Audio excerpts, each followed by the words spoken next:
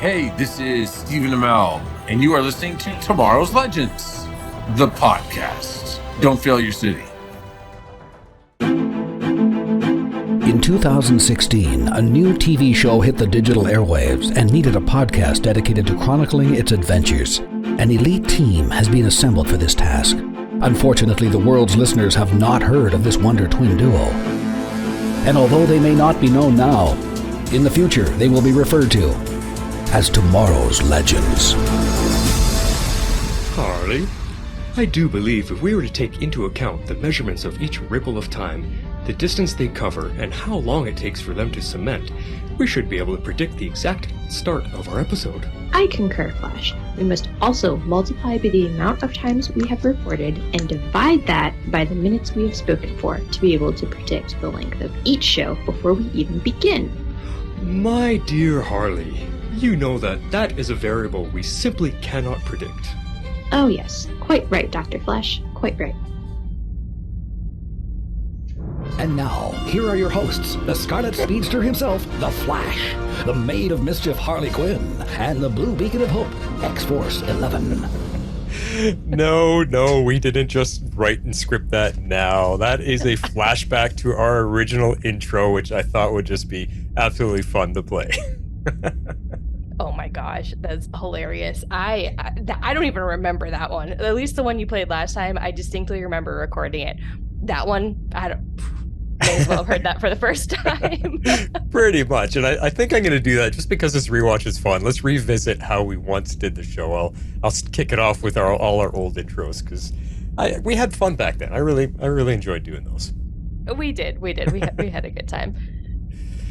Cool. Well, let's get into this one. Welcome to yesterday's Legends. It's the OGs tonight, the originals, the old hats, the veterans. As it's just me and Harley this go around because X-Force is off on some planetary mission somewhere. So we're bringing you our look back at Season 3, Episode 4 and 5, Return of the Mac and Helen Hunt. And I'm wishing I could visit Themyscira, the Flash. And I'm looking for some sort of time loophole. I'm Harley Quinn. Ah. Hello, Legends. Hello, Gideon. Gideon, are you enjoying, going on this trip through time with us? Yes, Captain. Oh, good. We'll have to pull out some of your old clips too and kind of get nostalgic with everything that we're going through because it's fun. There's lots of Gideon clips. There is lots. I'm even looking at it all here holy cow, there's ton. A ton. It eats up more than half of my soundboard here. Oh wow. Cool. Well, let's get into this show. We just want to remind everybody that we are part of the Cybercast Network, where we cover Tomorrow's Legends of Tomorrow, which we're in a rewatch right now, and we're doing Superman and Lois currently, so we're just waiting for Season 4 to come back. And then we've also got Dive into DC with the Silverfox and Green Butterfly, who go deep into all things DC, and they're wonderful over there. Go check out their show. And then there's also The Mandalore, which is my other Star Wars show with Dee Vizsla talking currently about Ahsoka, which everybody is just loving right now. So check that out. And Cybercast, if you happen to have any more listening time in your podcast playing. I haven't done anything in a little while there. I do have a slate of movie reviews I want to do. It's just a matter of finding time. But check out Cybercast if you shall. Please. Let's get into news. I don't think we have a ton of news, but there's something we can talk about. We interrupt this podcast for a special report. So just to remind everybody, next recording will not be next week. It'll be 2 weeks from now, October 6th, where we cover episodes 7 and 8 of Season 3, which I believe is Crisis on Earth X, the crossover, right? Yes. So refresh my memory. Am I supposed to be watching all 4 episodes of Crisis on Earth X? Or just this one? Well, we're only going to talk about Part 4 as a rewatch coverage, but what I was going to do was going to watch all 4 of them just to get the whole story again, because I completely forget. I don't remember it. I know. Yeah. All I remember is something about Nazis. People are not quite who they think they are. It's very heavy on Oliver Queen. Yes. Yeah, and him being dark, or some of the characters being really dark. Yeah, which is not, not necessarily a bad thing. I do distinctly remember why I dislike episode 8, but I will temper my anger. For when we get there, at least. I guess. I don't know. It's many years removed, so I know it's coming. It won't be a shock this time. So, I mean, I loved it. I think this was one of the best crossovers they ever did. A lot of people like this one, yeah. I got real mad when they killed Obstein. Real mad.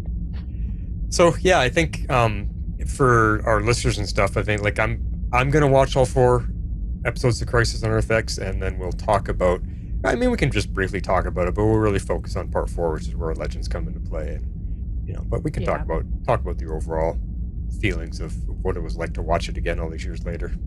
Yeah, that's probably a good plan. Okay. Yeah. Okay. Oh man. Okay. I will work that into my viewing schedule. That's a lot more. And that's probably a good thing that we have 2 weeks. Yes. Well, I'm at the beach all next week, so. Oh, well, there you go. I will not be watching any Legends. Sitting on the beach with your tablet. That would be fun. Yeah. Trying to keep my kids from drowning. That'll be great. Yeah. The other thing I just want to throw in the news section here is last week we were talking about Tala Ash and how much we missed her playing Zarya 1.0. Yeah. And we both wanted to, hey, what's she doing now? We should go follow what she's doing. I looked her up, and she doesn't have a single credit since Legends of Tomorrow. She hasn't done anything acting-wise. So, sad. I don't know. I mean, it's only really been a year and a half since it went off the air, so like maybe she just hasn't landed a role, or maybe she's doing something else. I don't know. Yeah, well, and then this writer's strike has been going on for, God, like 6 months now. Yeah, so that also throws a wrench in the plans. But who knows? So she hasn't shown up anywhere else for us to go follow. Well, I hope she gets something because she's great. As long as that's what she wants. I know some people, they have a long stint and then they decide, they're kind of done. That was what reminded me of some of the actors on Eureka did just that, because they were all at Dragon Con, and even though they weren't supposed to be talking about Eureka, just seeing them again reminded me of like who they were, and I'm like, I don't think any of you are actually doing much. Right. Writer's strike aside, and I think it's because they were just done. They either went into directing or kind of like went a different direction. So it was interesting. Yeah. So maybe she's going a different direction. I don't know. But if she is acting, I'd like to see her again. Me too. And then looking at our backgrounds tonight, Harley, you're kind of in Sarah's lounge, the meeting area there, right? Yeah, that's pretty cool. I'm actually in the library tonight. Finally someone left a door open for me to get out of the hallway. There we go. I'm hanging out with Nate. Nate's just over there somewhere. Perfect. Yeah, we didn't banish you to the hallway tonight. Well, I'm the captain. I should have access to everything. Come on. You were in the hallway of exposition. Yeah, that's right. I had a lot to say last week. Well, let's get into episode 5, which is called Return of the Mac. Meanwhile, at the Hall of Justice. All right, why don't you read X-Force's rating? He did manage to get some ratings and notes in here, so as we go through the show, we're going to throw in his thoughts as we come across them. Yes, we will. Okay, so he gave this one 8.5 hip-hop battle sequences. He says, this was fun. We got a trip to the past, cool battle sequences, and character development. The introduction of Nora was great. She is so powerful, and seeing her and Damien together just set so much up for the future. I loved this ep. Yeah. And I concur with him, because I gave this one 9 returns to form. I thought this was a great episode. They walked the line again between the serious and the horror and the goofy and the fun very, very well. I really like how, especially in this early part of the season, they're really integrating that. It's done really well. This time period is a really fun one too. The Victorian England feel, with Jack the Ripper, the vampires, Sherlock Holmes. It's just all kind of mixing together, and it was just super fun. And I remember, like, what a shock it was to kind of have Damien Dark come back and have this mystery woman, Eleanor, because as of this episode, we didn't know yet that she was Nora Dark. So we get introduced to a lot. The threat of the impending doom with Mollis, Rip's inevitable betrayal, and the Legends kind of gaining their freedom once again. So a lot happened. A lot did happen, yeah. I'm up there with you guys to give this one 8.5 perfectly timed dance rhythms. Okay, that fight scene to Return of the Mac at the end was absolutely priceless and the best part of the episode.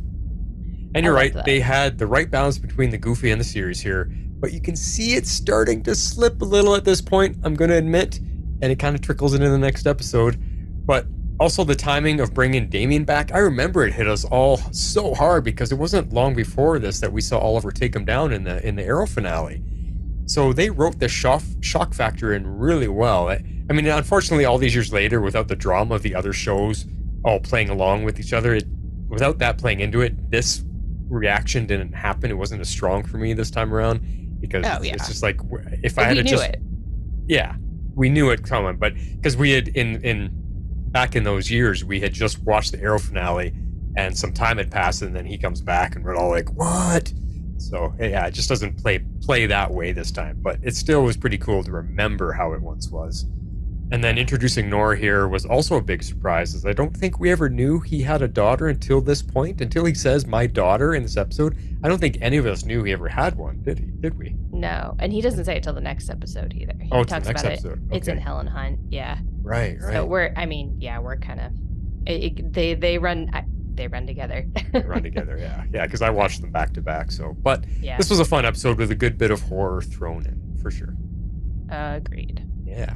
All right, let's get into our talking points for it. Gathered together from the cosmic reaches of the universe. Well, let's talk about the intro, because X-Force was talking about how Rip, and this was a very Rip-centered episode, and he kind of comes in, opening the episode playing Sherlock Holmes. Like, we didn't really know what was going on because that girl was all scared and running. And I immediately think, oh, Jack the Ripper, that's right. And then it's not, it's Rip. But when Rip comes in here, it made me realize that, once he shows up, that we haven't had him in the last couple episodes. I didn't even realize he wasn't here.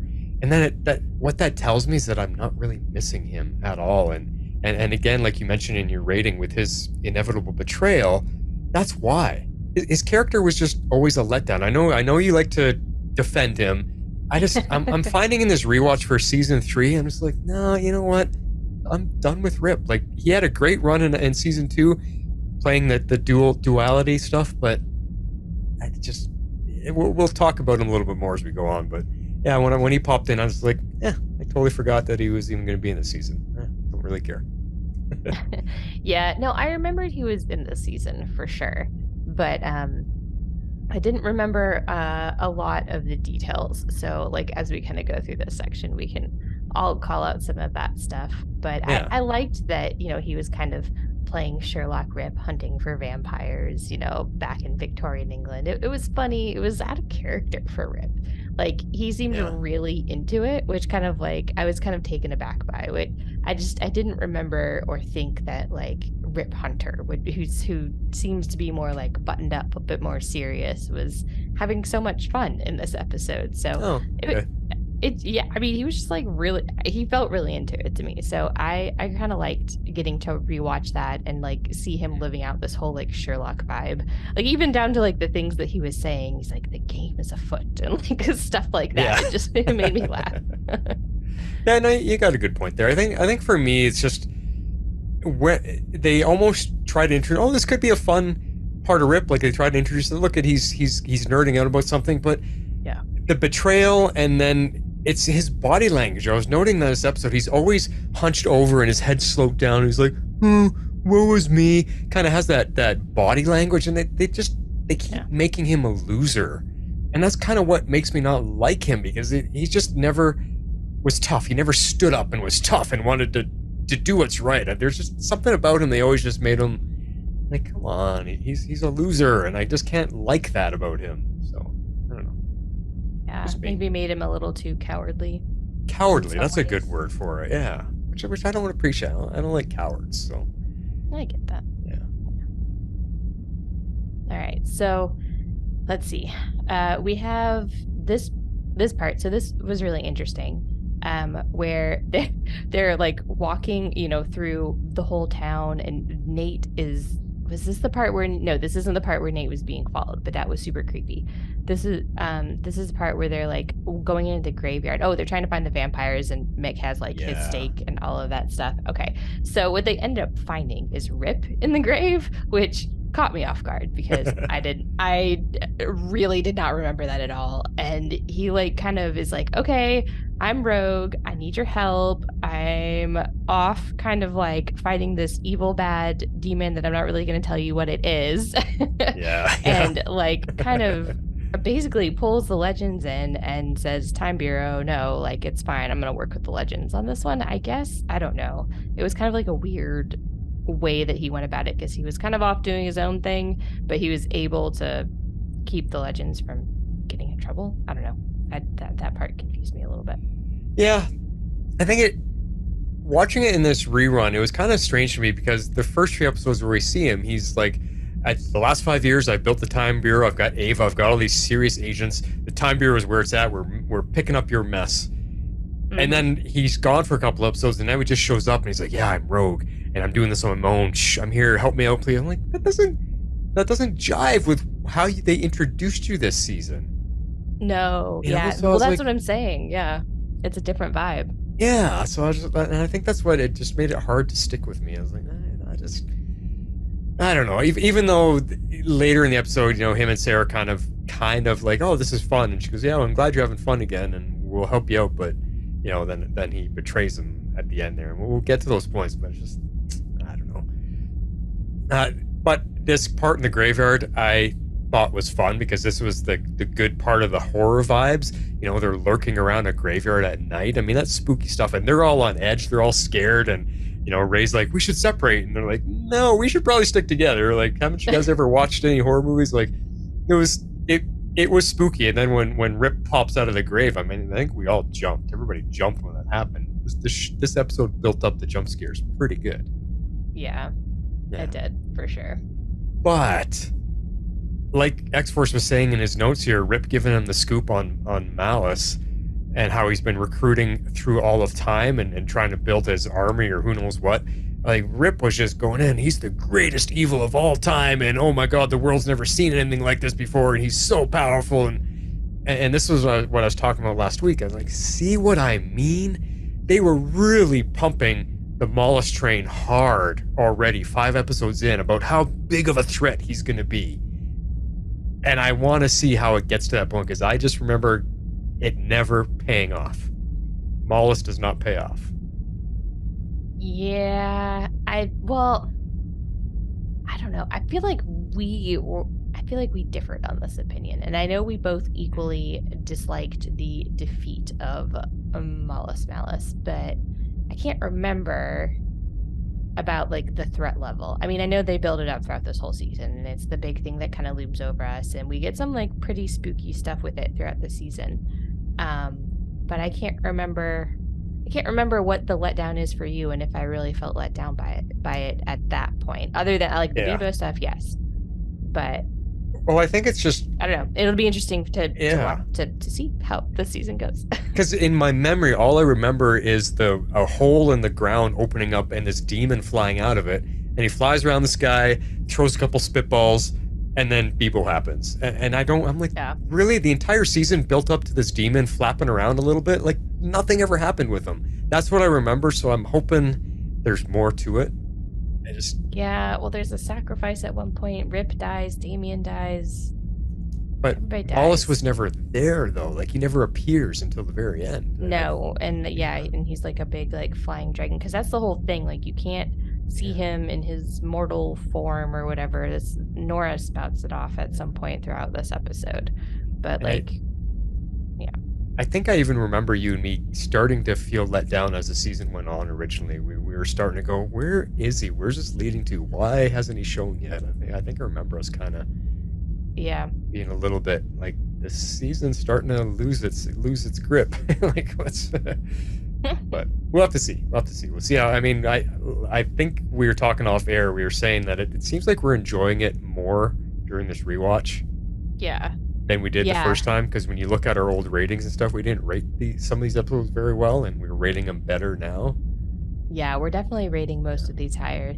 The only ones where we differ slightly are actually this episode and the next one, but not by, for me, not by a lot. For you, it's a little bit, yeah. Interesting. Yeah. So, but like we were talking off air, though, I love that we're watching it now with an enjoyment, and I think the reason is because you and me started the show because, first of all, superhero based, because we came from Arrow, and a superhero based show, but it was going to be all revolving around time travel and sci-fi, and you and me both love that so much, so we took this show on, so excited with the time travel, and the first 2 seasons were all about time travel and jumping around and doing all that kind of stuff, and we loved it. And then this season is when the goofiness started to come into play, and they started introducing new concepts and steering away from the time travel and the sci-fi aspect of it.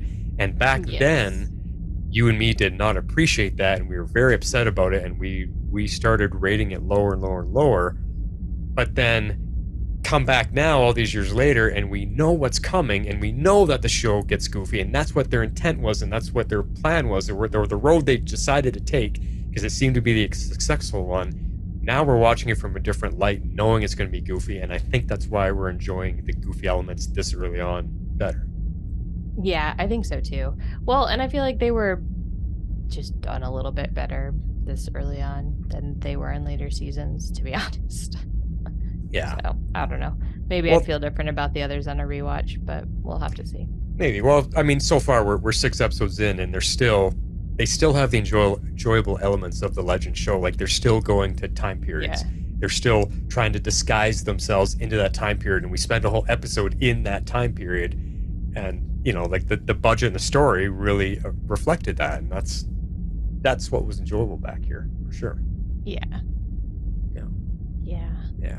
So.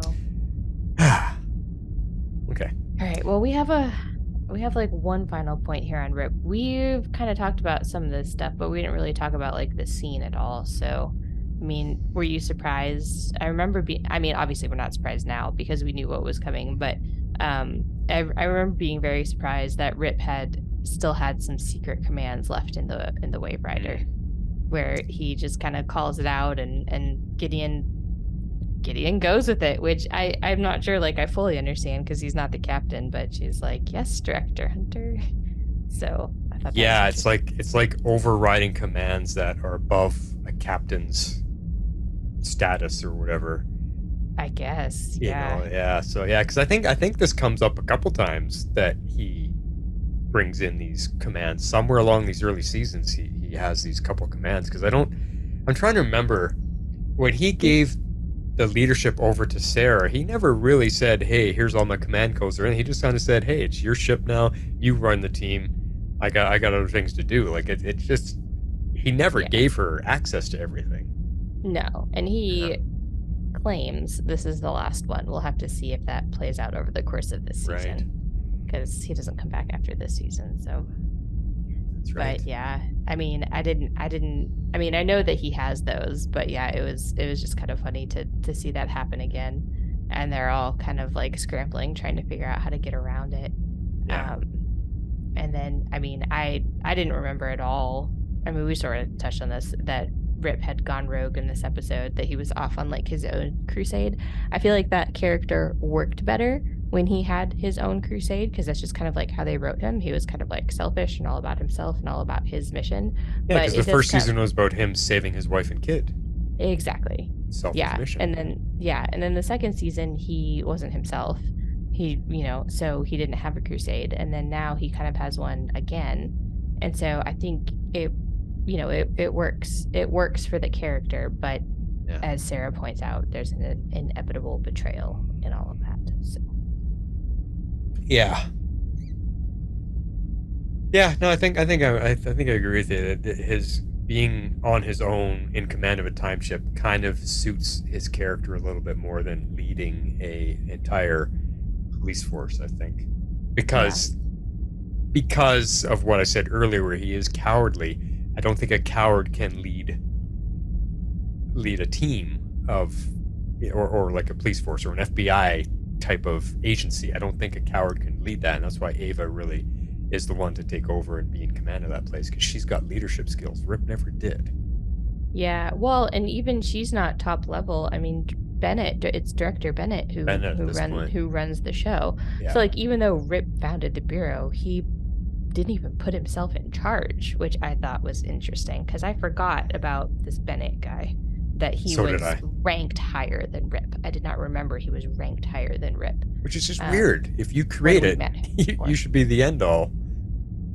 Not always. I mean, I know a lot of people that have founded their own companies, but they're not the CEO. They're still very important to the organization, but they're not the ones that run the company, basically.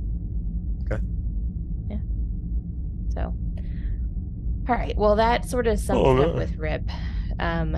You're already yawning. Not a good sign. Usually that's me. Oh, I know. I don't know. Tired today. Switch places. I know. Sorry. Go on. No, it's okay. So I've sort of kind of reorganized some of this into like main character points, and then we kind of have like the main plot at the very end of this. So I jumped the gun and called this Firestein in this episode, even though it doesn't happen until the next episode. But this is all about like Ray and Jax and working behind Stein's back, as we find out. But they're working together because they're trying to like split Jax and Stein apart so that Jax can be Firestorm full time and Stein can retire and go live out his days with his grandchild and his daughter. And I'm not gonna let it go, y'all. I'm not gonna let it go. But anyways, of course, there's side effects to all these experiments, and I just got a little chuckle every time Jax kind of forgot where he was or how someone got there, because all of a sudden he just goes, "Rip, where did you come from?" Yeah. Which is literally what all of us were thinking. And having Ray having to babysit him too was kind of funny. Like Ray kept trying to cover for him, and he's not a good cover. Like, no, he's terrible. He can't lie. There's so many parts in here. It's like, yeah, Rip, where did you come from? Where does anybody come from? Well, I see you have a mother and you have a father, and it's just like, oh my God, Ray. I know. you're not good at this. He's so not. But yeah, they disappear. Speaking of which, to call Team Arrow to figure out what was going on. I forgot about these little one-off crossovers that we get here and there with our side characters. Yeah, I know. Well, because they call Curtis. Yeah. And find out the fingerprint is from Damien Dark. And of course, this reveal happens at almost exactly the same time that Sarah sees his face. So we talked about this. I remember this to be very surprising because we had just killed him off in the previous season of Arrow, and after he dies, we encounter him in Legends season 2, and then have to put him back in the timeline because Sarah talks to Zari about that. Yeah, because in season 2 of Legends they went back in time, which is where he was before he died. Yeah, so yeah, he was the Damien Dark that had not yet made it to 2016, so they had to put him back so that they didn't completely derail history, so that he basically has to go on to kill Laurel. And so, and that was like a whole huge thing. So, yeah, I remember, I mean, we were surprised because they had killed him off and then they had not killed him off, but basically like put him back on his path toward death. And now that we're in 2017, we're solidly past his death date. Yeah. So. Yeah, which is what is cool about all of this. Like it's only Curtis that shows up, but even these little drop-ins from other shows is what really kept our Arrowverse connected back then, because they did this a lot. They did. It was hard to do, but they did it. Yeah, but everything felt cohesive, everything felt connected, and that's why everyone was pumping this Arrowverse as like, wow, this is unprecedented in TV history that something like this was happening. So yeah, it was just cool, and I think you and me enjoyed this, that they brought Damien back, because this still made us really think, like you just did, having to explain how does the timelines work with all of this. Yeah, I know, it gets a little crazy. But we loved breaking that stuff down, so it was good. It was cool. And I think I remember here too, didn't they also, when they found the fingerprint of Damien, Curtis also say there's a fingerprint of Oliver Queen? as Yes. well, which we Makes were all like, sense. what? At the time, but then thinking back on it, he killed Damien Dark. So if he was wearing that watch when he died, makes sense that Oliver's fingerprint may have got on it at some point. If he grabbed it or something, yeah, who knows? Either, I mean, during battle, I don't think he wears gloves. Does he wear gloves? I don't remember. I don't think he does. I don't know. But even if he did, I mean, maybe he did like handled the body after the fact or touched the body. I don't know. It felt, because Oliver's the one that killed him, it felt plausible to me that the print would be on there. But I do remember that being like, what? Why? What in the world? Yeah, I think we all thought it would be Oliver, and then it turns out that it was Damien Dark. So yeah. Still pretty cool. Yeah. This episode really tied a lot together. It was pretty well done. Yeah, no, for sure.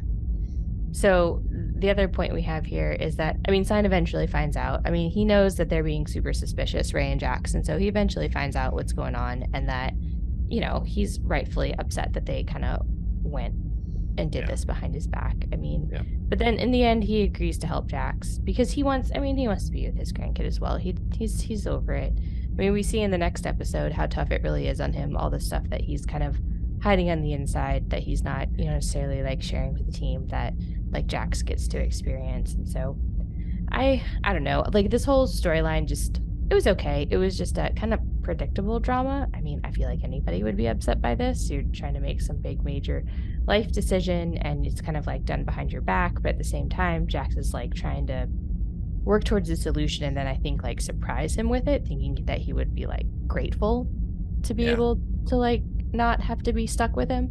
So I don't know, like I see it from both angles, but I'm just glad they moved past it quickly because it just felt like drama for drama's sake. Yeah. Yes, it was there because I don't think they had anything else to do with it, but it still gave a good story for Stein and Jax to have to work through together because it's kind of it's a tough thing. You got two characters that are psychically linked. How do you continue writing for that? Because I know it's tough, like because Stein is not an action hero. He's too old. He can't do anything. So it's, you know, how often can you count on him for his scientific knowledge? Like I don't think Stein could have lasted 7 seasons as a full integral character to the show. I don't think there would have been enough there for him. No, my beef is not that they wrote him off the show. My beef is that they killed him. Yeah, exactly. They should have split him and Jax up, even like, because ultimately I think they get to the point where the only way to split them up is to cure them. Yeah. Because I think that's the point that we get to, and I would have been fine still getting to that point to split them up if it means Stein gets to retire. I think it was a bad choice to kill him. Even Victor Garber was upset that his character was killed because there's no opportunity for him to come back, and he would have. And he would have, yeah. But here's inherently the problem with the character of Firestorm, though, is you forcefully tie two characters up together. Yep. You know, they're bonded at the hip, bonded at the soul, and so when they decide, okay, we got nothing left for Stein, well, once you get rid of him, and we experience this, and I'm sure we're going to talk about when we get to it, but it made Jax useless too, because Jax can't do anything on his own. So if Firestorm had been a single character superhero all along, then we would have been just fine with one guy playing the part. But you rip that away from Jax, and now he becomes useless really quick, and they had to write him off the show too, because what else are you going to do with him? You can't just have a ship's mechanic walking around. Like, I guess they could have created a whole new identity for him, like a super suit or something, but it just didn't work. No, it didn't. And I mean, yeah. Well, we'll talk about that at the end of the season, because he'll disappear for a while because, you know, I mean, I distinctly remember the episode where he leaves. So yeah, me too. And Firestorm too. I think we talked about even then. Firestorm is too overpowered for this show anyway. Yes, we've talked about that before. Yeah. Like all of our characters I just said that in my head. Yeah. Because all of our characters are not. I mean, Rory has no powers. Sarah's just a hand-to-hand combatant. Okay, Nate steals up, sure. You know, and Ray's in his Atom suit, but none of them are really overpowered. Like, none of them. Even Maya with her animal things, like, she could easily be overthrown or beaten. in a fight. So Yeah, and Zari too, Firestorm? she just has like a wind power. It's not Yeah. the same as a nuclear powered Yeah. superhero. So like Firestorm having nuclear, like the power of the sun at his fingertips and all that, it was too much. Yeah, So. I agree. Yeah, it was too But- much. But To your point though about Stein agreeing to help and all that, the one thing that I realized when I was watching this the second time around is I found it odd that Stein didn't pick up on the deception through their psychic connection, because Jax is being all sneaky and hush hush and don't tell Stein and I'm going to work with. They feel each other in everything, and we've seen that.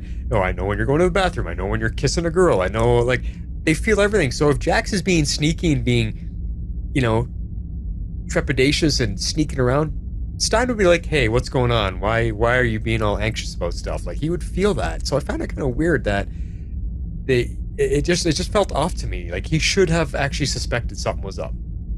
I think he did. He just needed time to catch them in the act. Was sort of my read on it. Okay. I definitely think he was suspicious. He's like, what's going on with you two? Like, he wasn't, I don't think he was really buying it, but like he could tell that he could tell there was something going weird, but he needed more time to basically like catch them. Right. And so I think at the end when he walks in, like that was finally like his opportunity to catch him in the act, so to speak. Okay. All right. But also, I mean, during part of it, I mean, at one point, the psychic link was actually severed, which I assume Stein's too preoccupied with everything else, like with his family, to like really notice that. But because Jax is like, I'm not craving grapefruit, I don't feel like I have to pee. Like, like he noticed things. So I feel like had Stein been paying attention at that point, he would have realized the same things. Yeah, that's true. But he didn't, because I think he's too preoccupied. But I think he did. He knew something was up with them, and he was just trying to. It just took the whole episode for he could catch them in the act. Yeah, you're right. That's just my read. Yeah, I agree. I'm with you.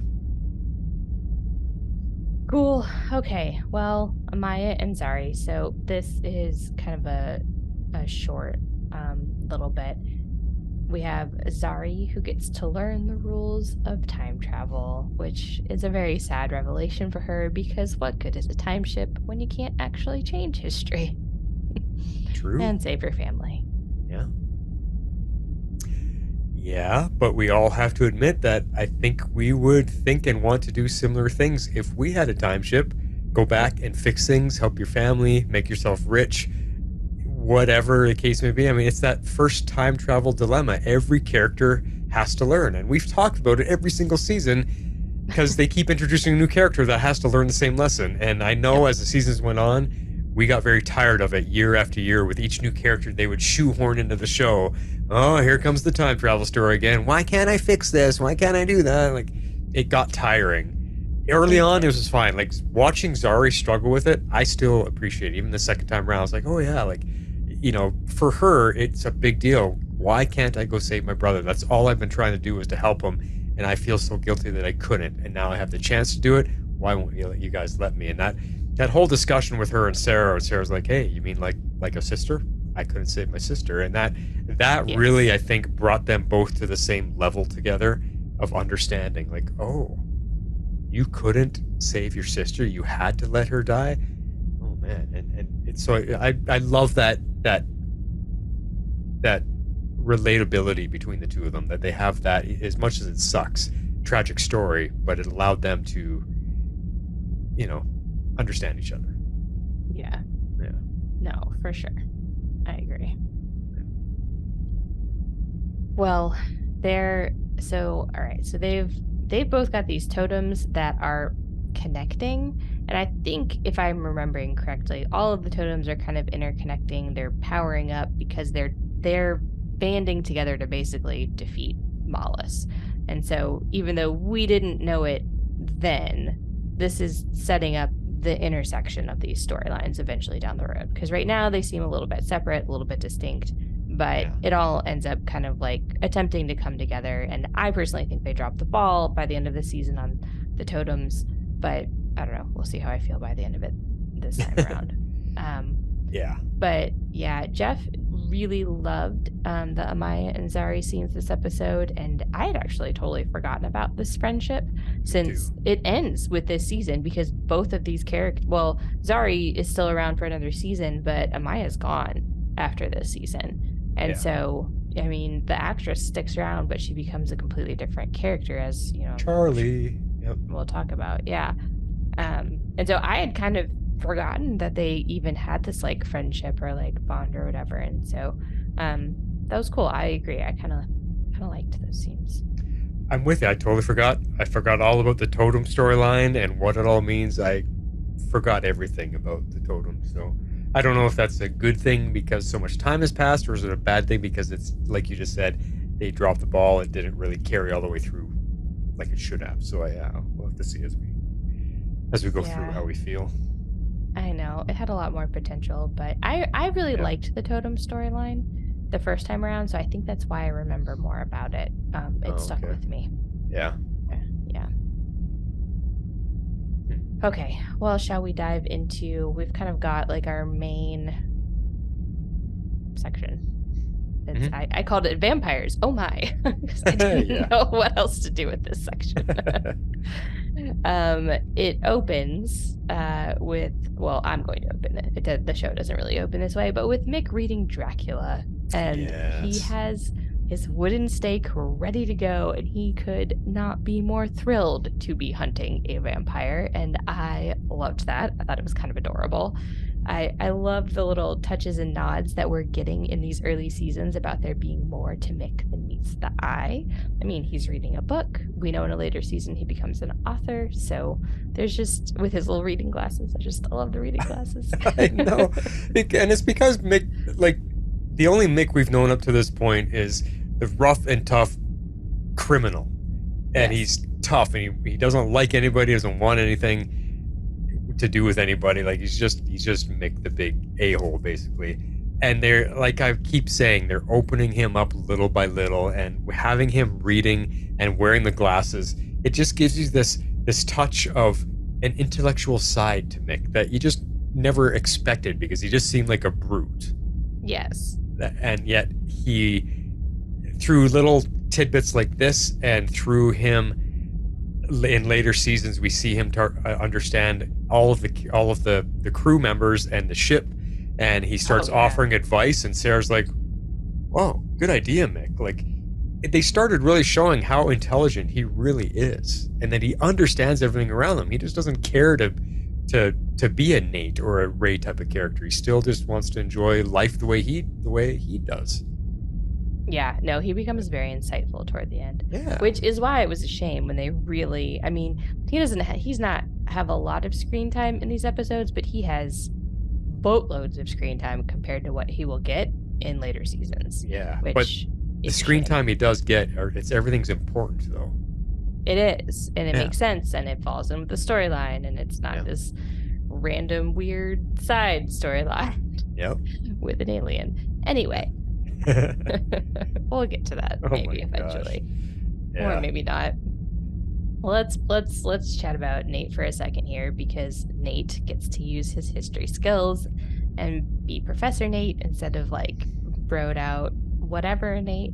So he's mapping out these patterns. They're leading him to vampire attacks in 1895, and I just had to laugh about this entire scene, because he has this very like manic energy about him, because he hasn't slept in I don't know how long, because apparently it's Tuesday and he hasn't showered in a week or something crazy. Yeah. So it just, the scene, it kind of, I think this is one of the more like opening scenes, and it just kind of made me laugh. Well, it's Nick Zano, like I said, enjoying his character still. Yes. Giving it his all, putting so much energy into just playing and having fun. And like we keep saying, smart Nate here. All the history bits all organized and figured out, and he's so proud of it, and he wants to show off to Sarah, look what I figured out. This season, I think, was when he was at his best, when he reached the pinnacle of what his character was going to be, until they let it get derailed. Like that, I think this was Nate at his best. Yeah, I agree. He has some good moments in, I think, season 7. He had some good moments. Yeah, All of our well, again, characters had some good moments. But Season 7 brings everything back around finally. It does. Yeah. So. Minus those weird bots and his Schwarzenegger. That was weird. That was just weird. Anyways, yeah, I liked him in this scene quite a lot. Yep. Okay, this is gonna start jumping around a bit. I'm really sorry. I'm gonna try to keep up, but here we go. We're gonna jump to Return of the Mac, which is still stuck in my head. Every time I say it, it gets re-stuck in my head. And so this ends up playing on the watch that leads the team to find out what's really going on from the coroner, because they had no idea what was happening. No, so this is when they're all undercover pretending to be police. Yes, or Scotland Yard and the NYPD. The NYPD, which is weird. I'm thinking, did they know about the New York police way back then? I wasn't so sure about the history there, but they're undercover and the doctor's like, I don't know if I believe this. And then the watch goes off and it's such a funny moment because they're like 100 years back in time and that song starts playing when they're trying to be in disguise for the time period.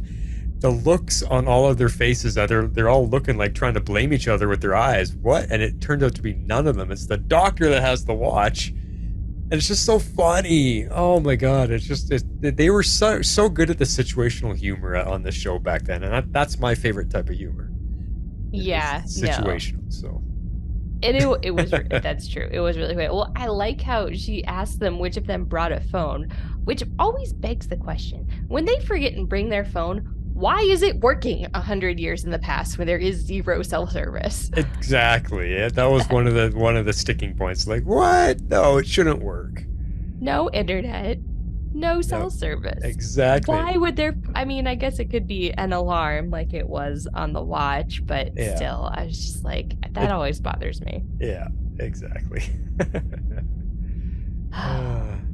Anyways. So this was the creepy scene that I was talking about when they use Nate as bait. Nate as bait. Yeah, I know. It rhymes. I'm sorry. It was not intentional. Anyways, yeah, he's like, walking all through the thing, and then he ends up running into Sir Stein, a long-lost relative of Martin Stein, which was quite funny.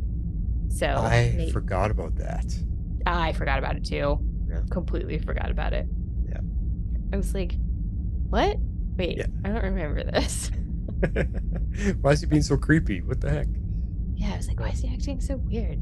Yeah. So that's who ends up, him and his henchmen end up capturing Nate. And ultimately, they're going to use his blood to resurrect their master during the eclipse because they're occult nut jobs. Basically. Yep. Which there was a lot of back then in these different time periods. But the ancestor of Stein, like, I remember that taking us by surprise too. I remember discussing that even though we may like a character from the here and now, like our current roster characters, doesn't mean that they've all come from great backgrounds and great family history and good ancestry. So I think having Stein, the goody-goody professor, have an evil ancestor was just a great story point, because you would think Stein would come from a long line of snobby, smart people that think they're better than everyone else. That's what I would imagine. But yet here's his great-grandfather who is a ruthless killer, like serial killer, basically. Yep. Yeah. So kind of fun. Which was really funny. Yeah. I was like, oh, well, that took a turn. Okay. So he was like, yeah, he was an actor. He was very eccentric. I'm like, you have no idea. Exactly. Yeah, right. Oh, the things you don't know about family. So funny. All right, well, we get introduced to Madame Eleanor this episode, aka Nora Dark, and she calls out Zari as being the skeptic in the room, which was really interesting. And then she ends up speaking to Zari in her brother's voice, using, names and events that clearly only Behrad would actually know. And I remember, I was even confused here. I was like, was that really Behrad? Or was it just Mollis using Nora and trying to trick Zari? And I was still confused. I'm like, that can't actually be Behrad, because they're way back in time and he doesn't die until the future. So there's no way that she could connect with his dead self when at this point in time he's not dead yet, right? So it has to be Mollis knowing who Zari is and tricking, because according to Rip, Mollis is everywhere at all times and knows everything. So he must be tricking Zari here for whatever reason. Yeah, and he's out of time. So he kind of sits like outside of time. So I agree, since he knows all things at all times and when they've occurred, I think he's emulating Behrad on purpose. I mean, since he knows everything, can see everything, he knows exactly what happened. Yes. So I don't think Behrad is speaking it directly to him. It's definitely like a Mollis trick. It's just confusing to me, because we know that Nora Dark, now we know that Nora Dark is actually like a real witch, but she's also kind of like possessed by Mollis. They have this like weird connection, and at some point that connection will transfer to Sarah, if I recall correctly. Oh wow, yeah. But it's just like this whole like weird thing, and I can't remember, like, is she like using her own powers to connect to him, or is he kind of more or less possessing her and channeling like through her? That's the bit I can't remember, and I know it'll be explained like throughout the rest of the season, but but I'm with you. I definitely think it was a trick, because they wanted the totem. They're trying to get the totems. Yeah, you're right. So, but Nora here, I remember now that I thought the Nora character was almost as good as Zari and Ava. Like, you've got Courtney Ford playing her, and she was so good. And I think they missed an opportunity to really use her, because they never really gave the Nora character time to develop her as much as they gave Zari and Ava to develop over the course of the season. Because, Nora, they introduce her, and she's a big part of the season, but then she kind of disappears, and she only shows up like every 5 or 6 episodes. You know, so they never gave her the screen time to develop the character, and I thought she was so great. And the episodes that she got, Courtney Ford just ran away with her performance and played her so well, and it's just a shame. I think Nora could have been up there with Zari and Ava, and we would have had, and Sarah, we would have had this quadruple threat of women characters that just were amazing. Yeah, and it's a shame they wrote the two of them off the show. Because she was so good, and it's all because of Courtney Ford's performance. I mean, she was so entertaining. You know, when she becomes the fairy godmother and all, like, just all of that stuff. Like, she was so much fun. She was great with no matter what they threw at her, for sure. Yeah. But fans of Courtney Ford, if you enjoy the actress, she is doing something right now. She is on The Rookie Feds, which is the spin-off show of The Rookie with Nathan Fillion. The Rookie Feds is all about a rookie federal agent, and Courtney Ford plays one of the bosses on that show. She's not in every episode, but she pops up and she basically tells everybody what to do and then leaves. So, nice. But she's pretty good at the boss character. I don't think it's a stretch for her to play, but at least she's there. You can enjoy her. At least she's working. Yeah, that's true. Yeah. I also forgot, and I think we brought it up before, like, Zari and her powers back then, they really let it slide off the point of relevancy that she actually had powers with that air totem. Because here we see her at the end of the episode when she's trying to get the totem back. She basically just reaches for it, a la Luke Skywalker using the Force to get his lightsaber back to his hand. She grabs the air totem and whoosh, it flies into her hand. I was like, man, they really let her powers fall by the wayside as the years went on. Because she never did anything like that anymore. No, but I think that, she was basically like reclaiming it, because she had kind of renounced it, right? She like gave it away or whatever. And then she was like, no, like, it's mine. And she like really like felt it and believed it. And so I think the totem knew like where it should be, like who it should be with, like whose ancestry it belongs to, if you know what I mean. Mm-hmm. So because it's supposed to be passed down through people's families. So I think by her claiming her birthright, that's why it like came back to her. Okay. And she was never put in that situation like that, I don't think, over the next rest of the seasons, but I could be wrong. Yeah, nobody came after the totem anymore. It was just hers. So, Yeah. Put on that ISIS outfit and be a superhero, damn it. There you go. Now, speaking of the totem, though, is Nora afraid of the totems? Because she's a witch with dark magic. But we see here when Zari gets the totem back, Nora looks really scared. She's like, oh crap, and runs away from it. So, are the totems more powerful than her magic? Why would she be scared of it? I don't know. I'm not sure this ends up tracking, to be honest. I think it was a convenient plot point, but I'm not sure it actually tracks. Okay. Because I agree with you. I don't know that necessarily should have happened. Yeah. I feel like she could have stood toe to toe to her, especially knowing that Zari doesn't really know how to use the totem very well. So I don't know. Yeah. Maybe because she had a different objective, it was just a good time for her to leave. I don't know. It just seemed odd. I don't know. Well, let's get to the last scene of the episode, which is our last point of this discussion. It is, yes. So we get this really cool fight sequence set to a Return of the Mac. It's been stuck in my head for hours now. But as usual, the Legends manage to save the day in a very messy way. But then, of course, we lose track of the Darks because they have the magic time travel stone. So, when did that pop up again? Because I don't know if we ever got an explanation how the heck that works. How do you have a time travel stone? I think it has something to do with I thought it had something to do with Quasa, but I don't think it does. It's got to do with either Damien or Nora's magic powers. I do think they explain it later this season. There is a point where they specifically explain what it does. We don't know right now what it is that they're traveling through time, but I think we start to put the pieces together when they conveniently show up in 1937 next episode. Right. Without missing a beat. So yeah, because they use the rock here to disappear. I'm like, what?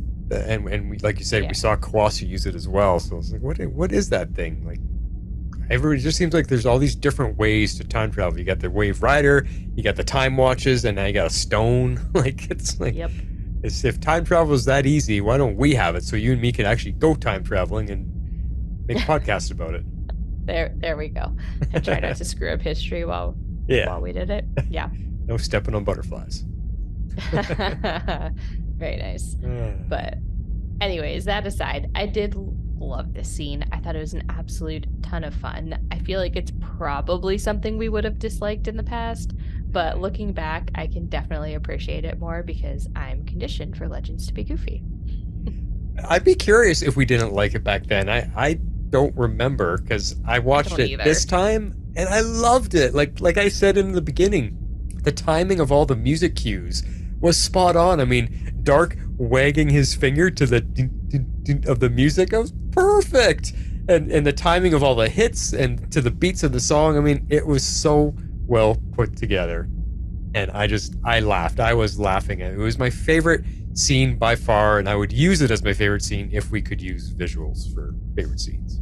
I know. I really would have liked to do that for a favorite scene too, but it doesn't play out well.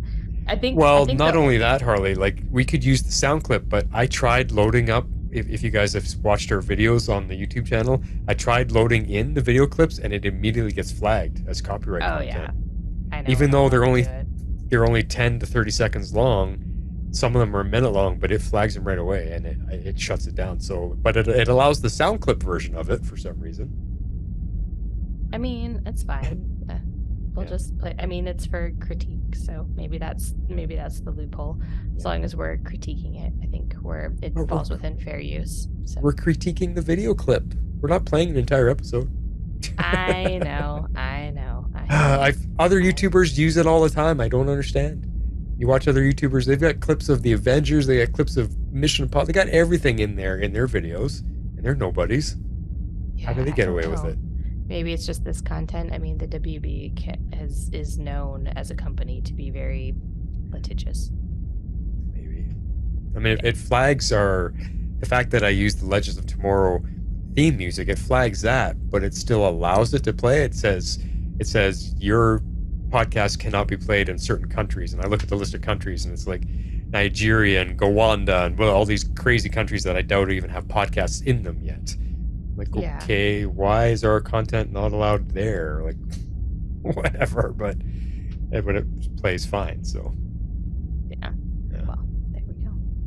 But anyway, it was so well put together, this fight scene. I just loved it. And then the other point I wanted to bring here, which we didn't talk about, is Sarah, when she's talking to Stein, and they're in a very deep conversation, and she's saying that being resurrected didn't turn out so well. Because I forgot how much weight she's still carrying at this point. Because she hasn't forgiven herself yet. I don't think we've gotten that scene where she sits down on the couch with Laurel yet, and Laurel says, "You got to get past this. It's okay that I'm not there."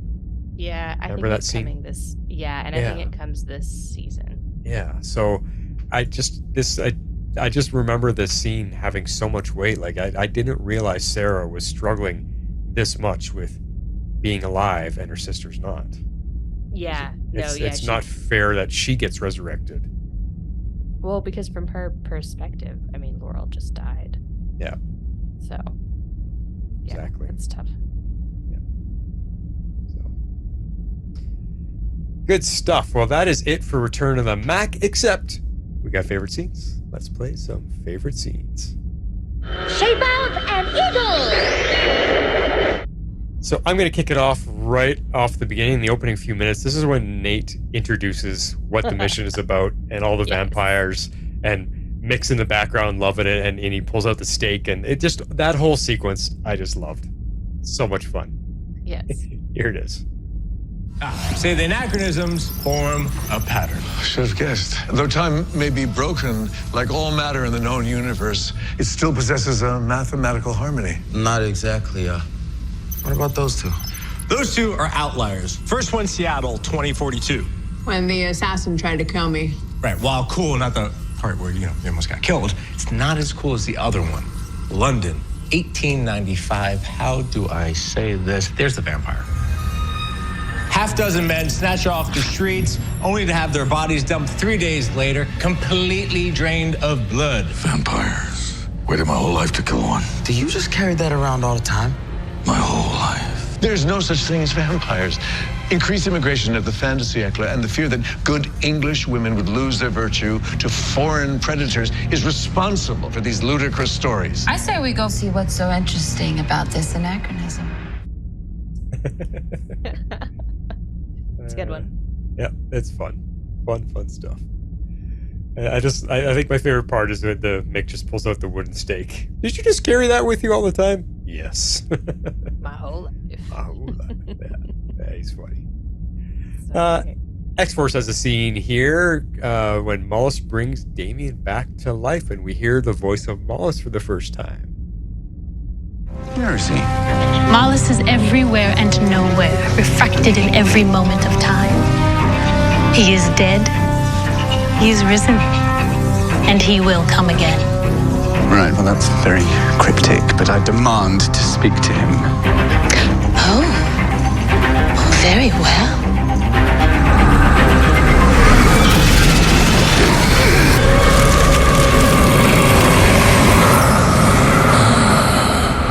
Director Harper. Pleasure to meet you. Oh, I'm not here to speak to your puppet. I think it's about time you and I met face to face. You could not look upon my true form and live. While you are hopelessly mortal, I am God.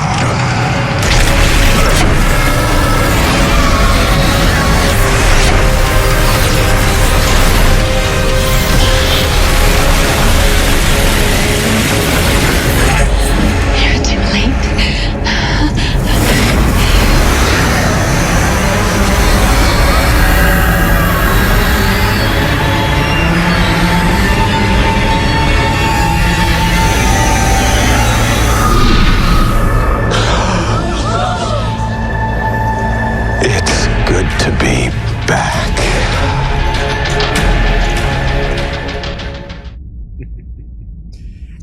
I mean, yeah, Damien's back, but that scene, like when he lifted straight up out of the coffin and everything, it was creep factor 101. It was really like, holy crap. And you imagine the people of that timeline seeing that would just make them all poop their pants for sure. Yes, and it's almost, well, it's technically, in my book, spooky season, so this was a good episode to be watching. Yeah, for sure. And I love, like, this is the great thing, like we were saying about Courtney Ford. She dives into her role so much. Yeah. She's great. Yeah. Oh, she's good stuff. So good. I loved her performance this episode. So chilling. So good. All right, your turn. My turn. All right. I picked the final scene where Sarah betrays Rip and the Time Bureau comes a-calling. But we learned so much from the events of last night. Next time... There won't be a next time, Rip. You show up out of nowhere, practically begging for our help, and then you betray us. You've gone rogue from every organization that you've ever been a part of, because you don't trust anyone. I don't know how I could have ever trusted you. Sarah, I need you with me now more than ever. Do you remember when you told me you had nothing left to teach me? I guess you had one final lesson. How to be a cold son of a bitch. Yep. Yep. That's a good one. Sarah's had enough. I know, and I don't blame her. No. Why? I wouldn't either. How many times has he done this to them? Exactly. Yeah. So I love this speech. It was good. Yep. I do have a bonus one because we were talking about Mick and how great he was. I just love the Mick line in this clip. I'm going to play it and you'll know what I mean. I'm alone out here. So what I'm hearing is your hot new girlfriend dumped you and now you're crawling back to your ex. And I'm no one's side piece.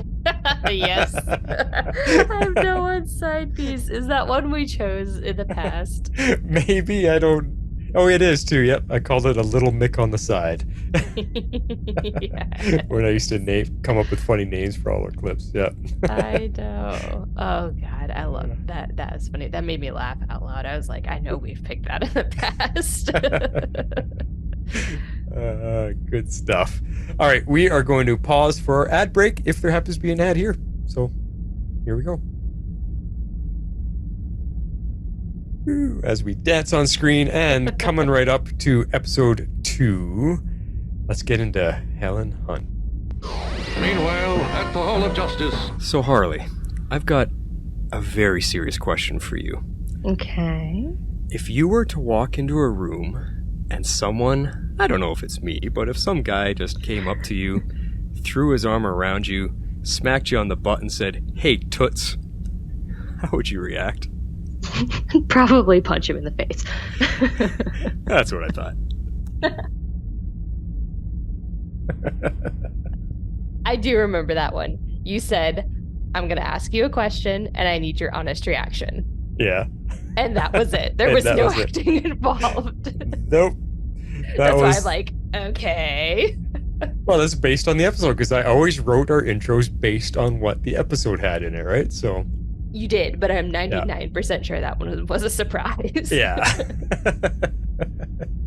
But because Helen Hunt was a woman who walked in the room and all the men just took advantage as best they could, you know, that. Yeah, there you go.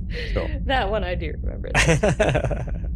Let's get into our ratings for this one. I'll read X-Force's rating this time. He gives Helen Hunt 8 times I wish we could have seen Wonder Woman. Helen of Troy, Hedy Lamarr, and all the legend ladies. No wonder the guys were falling all over themselves. But would have killed them to show a glimpse of Wonder Woman when Zari took her to the island? Oh well, I thought this was a fun ep and really enjoyed getting to see Stein take the lead in Firestorm mode. Yes. Alright, well, I gave this one 8.5 epic fight scenes. Now, this is how you do a girl power episode without shouting #feminism the entire time. Well done, Legends writers. Yep. You get it. Yep. They always got that part of it. If they had a message to say, they made it integral to the episode without actually shoving it down our throats. Exactly. Legends was good at that. Exactly. I loved the subtlety of this episode, showcasing its female characters and finding a way to save Helen from a terrible existence at the very end. It has a ton going on plot-wise, but it kind of all seemed to work well for me and flow together. Overall, very enjoyable. I liked it. See, interesting. I agree with everything you said about the women characters, and they had a powerful episode and they worked well together. That stuff was all fun.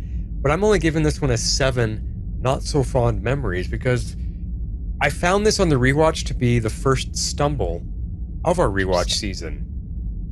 I had a hard time getting through this one with a lot of enjoyment.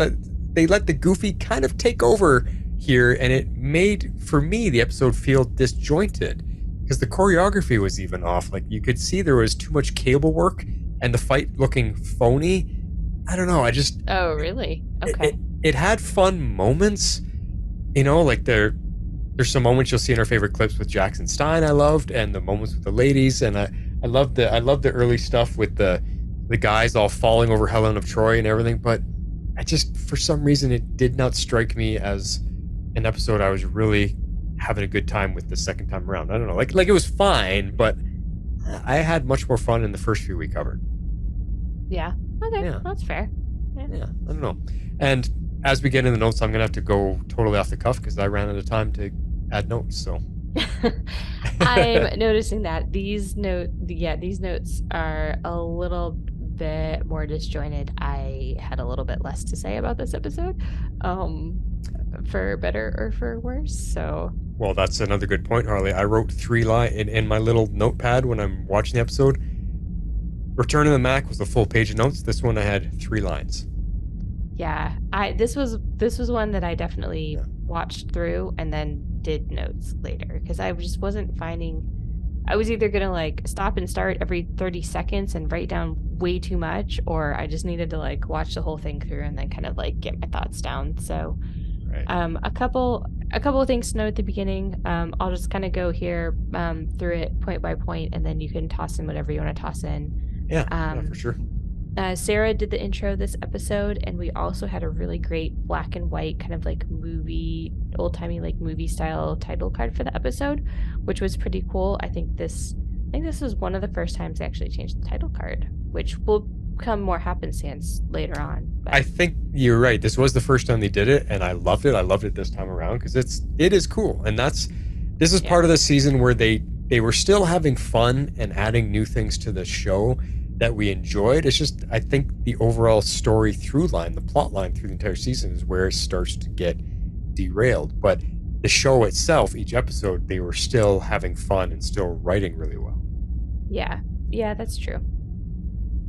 Well, the entire premise of this particular episode is that people are fighting over Helen of Troy, who shows up in 1937 Hollywood, and she runs off with the rival studio head, which literally is supposed to mirror Helen of Troy running off with Paris and leaving Menelaus, which causes the Trojan War.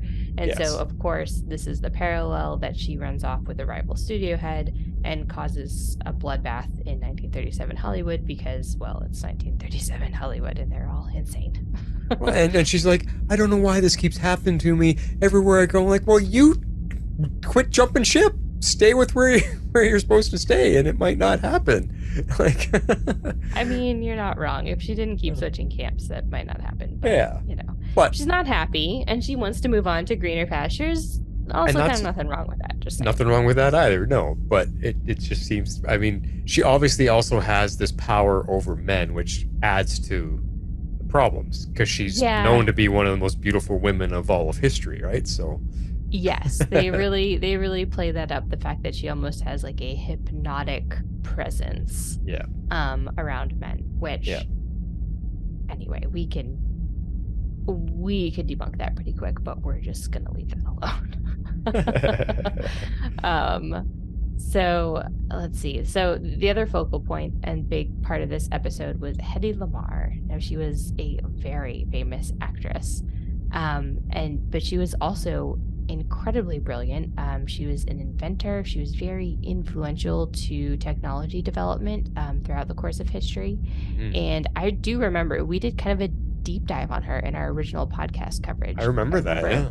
Yeah, I remember her being really, really impressive. So if you want to learn more about Hedy Lamarr, go dig up our original episode. Yeah, because she like invented some kind of crazy radio technology and all this different stuff. And yes, it was unheard of for a woman at that time period to not only do that, but to be allowed to do that. And she never really got the recognition for it either. So no, she didn't. No, not at, especially not at the time. But yeah.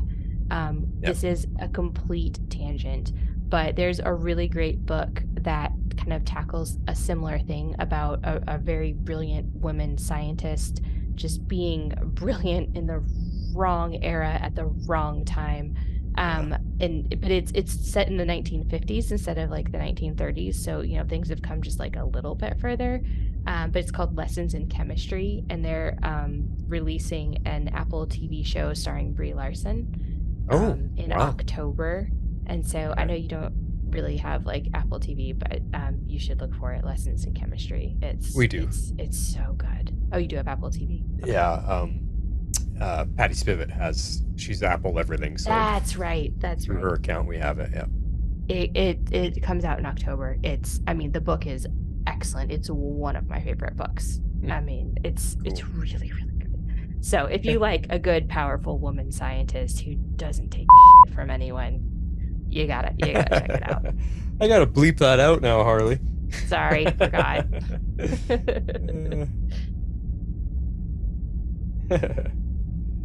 All right, where are we going on? Where we want to go next? Yeah. Okay. All right, well, let's go on to this next point that Jeff has so kindly written out for us. Sarah and Zari are going to get Helen, but she doesn't want to leave. She doesn't exactly understand how or why she has come to this future timeline, but she knows that she can learn it and she can figure it out and that it will work to her advantage, much better than going back to where she came from. And then we learn in a subsequent scene that Damien Dark is her agent. No, yeah.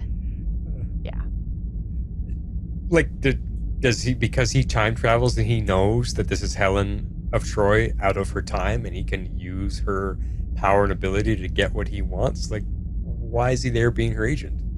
I think we must get this answer later, but I think he is also somehow tracking the anachronisms because him and the legends seem to show up in the same place at the same time.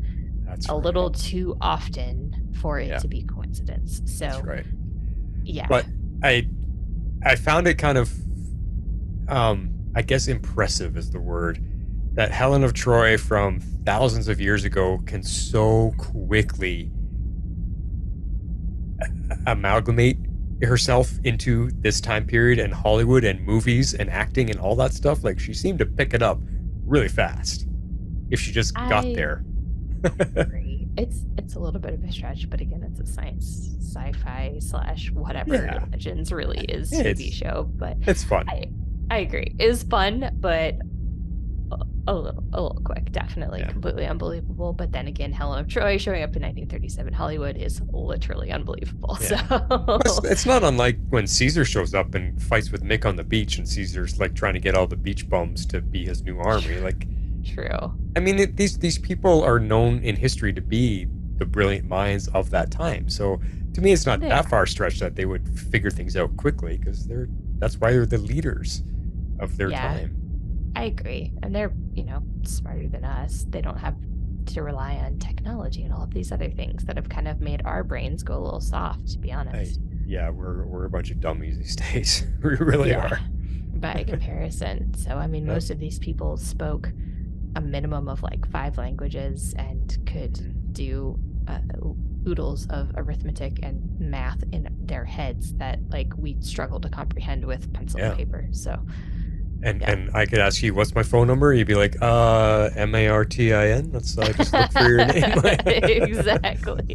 Exactly. Yeah. The only phone number I have memorized is my husband's. That's it. Yeah. I just have mine because you have to fill it in all the time. I only know my own cell Well, phone number. That's it. yes. I mean, I know my own. Yes, but yes, I know mine and my husband's by heart. That's it. Everybody else is in my little phone book, and if it disappears, well, won't be able to contact anybody. Yeah. Anyways, there you go. Anyways, bit of a tangent there. We also learn that Nora and Kwasa are there with Damien, and Kwasa and Amaya kind of get into it a little bit. They're at this party when they're introduced, and so Maya doesn't understand why Kwasa has issues with her, but she will find out soon. And this is when we just realized Kwasa's working with Nora and Damien, because we didn't know that up until this point, did we? I mean, I think we're supposed to assume, and I don't remember if we put the pieces together, because we see Nora, but she's hooded in the end of episode 1, one of those episodes before Kwasa shows up. She shows up in Zari, but at the very end of episode 2, she rises out of the water. There's the lady in the hood with stone. That was Nora? That was Nora. It has to be. I mean, we're supposed to put those pieces together, which hindsight, we can figure that out. But I don't know if at the time, if we put enough of those pieces together. So I don't remember if that was a surprise or not. But regardless, Amaya still has no clue who this woman is. Right. No. Right. Anyways, so of course, the legends fight over Helen and Hetty. There's a whole thing because Helen can't go anywhere without everybody starting a fight. And so our entire team is the people that start the fight. And then, we have Jax / who is really Stein, sort of enamored with Hetty. And so there's like this whole lot going on. And in between all of that, while they're causing chaos, Damon and Sarah are off on the side trying to come up with some deal. I don't know. Well, it was funny because Sarah's got, everybody's at their checkpoints, and she's got on comm. She's like, all right, Ray, can you do this? Mick, are you ready? Da-da. And she's like, hello? Fellas? And they're all, and then the camera switches to them, and they're all just already entranced. And it's just funny. Yeah. Men will be men. Can't help it. True. We're going to leave that there. So Helen doesn't want to go with them. Chaos ensues. They regroup on the Wave Rider. Ultimately, the ladies decide it's a ladies' mission because the men can't be trusted. So they leave them on the ship and they pull out a Trojan horse or Trojan whores, as the case may be, to get Helen. I don't know if they're trying to capture her or whatever. I mean, they end up talking her into it, but yeah.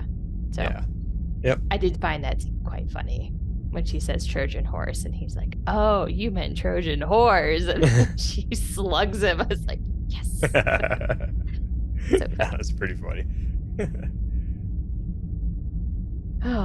But in the end, Helen, of course, doesn't want to go home. So Zari ends up looking for a loophole and delivers her to the right time, but a different location. So she ends up disappearing throughout the middle of the Trojan War, which has no impact to history. And so they drop her off in Themyscira in 1253 BC. Is that right? And I remember us tearing into this, like, wait a sec, how does this work? If she doesn't return Helen back to her original time, doesn't that screw everything up? But no, because doesn't she eventually die or something happens to her during her time? I don't remember the fate of Helen of Troy. As they said, it's part history, part myth, and so it gets a little wonky. Yeah. But according to the historical record, which I assume is real history, outside of the show, I'm certain the writers will look this up. That Zari says she disappears halfway through the war. Yeah. So, and so that's why it makes this work. She's in the same year, but she disappeared, but she gets to live out her full life on the Themyscira with warrior women who she was just practicing to be. It's perfect. Exactly, because she's not anywhere else that she shouldn't be interfering with future events. She's just on Yeah. The island of make-believe, basically. Well, and the fact that Themyscira keeps to themselves, they're a secret from the rest of the world. Nobody knows about them. So Helen will never show up in the history books ever again because the island doesn't exist. Exactly. Man does not know about it, so. Which is why it works. Yeah. Yeah. So I like this. I like that this introduces hacking history, which is Zari's version of searching for historical loopholes, because it becomes her entire purpose. Honestly, ultimately, it kind of becomes her downfall. And then as I was writing this, I came to the realization that season-wise, we actually end up spending more time with Zari 2.0, because Zari 1.0 only gets 2 seasons. That's shocking. And Z2 gets 5, 6, and 7. Wow. And we loved Z1 so much, and they tore her away from us that early. Yeah, and we get, because she disappears at the end of season 4. And so, I mean, we get annoying Zari in season 5, and then she kind of tones down in 6, and then in 7 she almost kind of becomes a little bit of a hybrid. She becomes a hybrid, and we liked her better. Which I liked better. Yeah. But this original one is still my favorite. So. But the whole idea of hacking history, I mean, that's just cool, because that plays right into our whole time travel stuff that we love. To be able to look back on time and go, how could I go back there and do something without affecting it? Yes. It would be so cool. I would love to be a history hacker with the time machine. It's very fascinating. Yeah. I know. Very fascinating. Because I mean, something simple as if I know the lottery numbers or the winning horse in the the Kentucky Derby from 19 whatever, how does that affect anything if I go back and win myself the lottery or win myself a big payout at the horse track? It doesn't affect history. It's just money. It doesn't do anything. But it takes it away from the person who should have won, and that might change the course of their entire life. Maybe you pick a year because the lotteries don't always get won. So maybe you just pick one that never got claimed. But then doesn't that money roll over? Well, depending on the lottery, some do, some don't. I don't know. I mean, all it would really affect is the amount of money the next people win. Yes, but that could change the course of someone's life. It could. See? Gotta be careful about stepping on those butterflies. Okay, well, how about winning a horse race? That's just a payout. Everybody wins. I don't know about that. Yeah. I don't know anything about horse racing. That's what I mean. So I would love to find loopholes somehow, some way. Like, say you knew in history that a bank truck, like a Brinks truck loaded with cash, disappears. And they never found it again. Well, okay, you go back in time to the point where it left its destination, or it left its thing, and you grab the money before it disappears. And hey, now you're set. You're DB Cooper. Yeah. Yeah. So, I don't know. I was just thinking. Crazy. Or right. Claim a tropical island for yourself back in the day when nobody owned them, and, Russia and France and the United States are running around the world claiming their own island. You go claim one. It's not going to hurt anybody. It's my island. Just find a little one in the middle of nowhere that nobody knows about, and you're good. Yeah. Oh, man. All right. Well, we've got a couple other points here. So we're gonna jump into Firestein, which we actually get to see this episode. Yes. My bad. So, Ray is of course working with Stein and Jax to move all of Firestorm over to Jax, but in the end, something goes wrong, of course, which means that they switch bodies. So they get the chance to play each other, which was a very fun and a very hilarious. I thought the respective actors did an absolute great job playing each other, and I had completely forgotten this moment. And so it was kind of a pleasant surprise throughout the episode to watch them beat each other. I forgot about it too, and when it happened, of course, we think of Freaky Friday. We think of yes, Freaky Friday is the one with Jamie Lee Curtis. Then there was the one Like Father, Like Son with Cameron. What's his name? The guy from not Who's the Boss, not Kirk Family Cameron? Ties. Kirk Cameron. Thank you. What was the family comedy show he was on? I don't remember the name of it, but I know exactly what you're talking about. Yeah, it was my favorite one of the bunch. I don't know why I'm blanking on the name, but him and Oh my God, I'm usually good with actors. All right, I'm gonna look it up. Anyway, Like Father, Like Son is the name of the movie, and it did the exact same body swap with son and father. Where's Jamie Lee Curtis? Growing Pains. Growing Pains, thank you. Dudley Loved Moore. that show. Dudley Moore and Kirk Cameron was in Like Father, Like Son, which came out many years before Freaky Friday. So. Yeah, 1987. Yeah. There you go. Yep. I loved Growing Pains. That was such a great show. So did I. Anyways. That was a tangent. Where were we going with this? We're tangenting a lot to make up a word. I know. It's not good. Hey, Jeff. He It's keeps us on track. Okay, well, let's just jump to the next point. So, no It's time because like the we're present. not diving deep into these episodes this time around. We're just reminiscing. I know, yeah, which takes us down memory lane in many different ways. Anywho, So. Hetty helps Firestorm with science, which was awesome. That was just kind of fun to see. And of course, they end up merging, which Stein was adamantly against, and they end up doing it, and we get to see Stein's face in Firestorm mode, which was kind of a surprise. Yeah.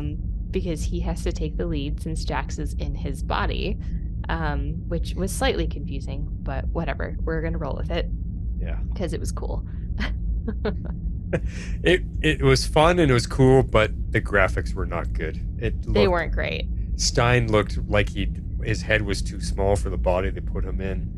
It looked like he was photoshopped onto it. Yeah, it looked really bad.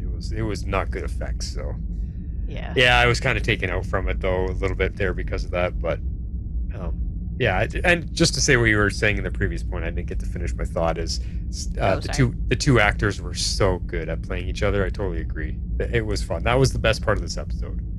It was a lot of fun. that. I had forgotten that bit, and it was cool to watch them do it again. So Yeah. I liked it. Yeah, they did good. Got a kick out of that. All right. Well, we've got a few points on Amaya before we delve into the remainder of the plot here. Ray obviously knows about Kwasa, and he tries to tell Amaya at a couple different points, and then ends up confessing to her later on. And she already knew by then. She already knew by then. Yeah.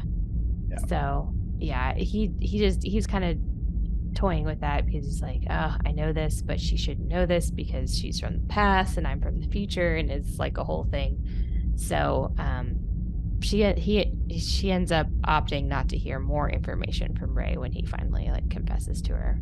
Yeah. But yeah, Kwasa is Amaya's granddaughter, which we already knew and had, I think, even surmised because of the way that Kwasa speaks to Amaya. She gives us some pretty strong hints that she's related to her. So yeah, if we did not know that, it was not hard to figure it out. Yeah.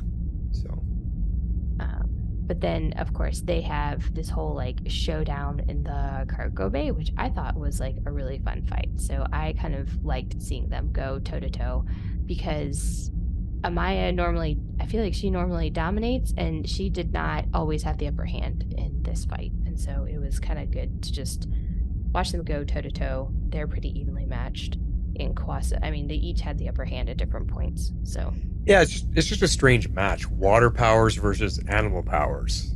Yeah. It almost I'm kind of laughing because it almost felt like the Wonder Twins going against each other. Right? That's funny. Because Form of water. So yeah, it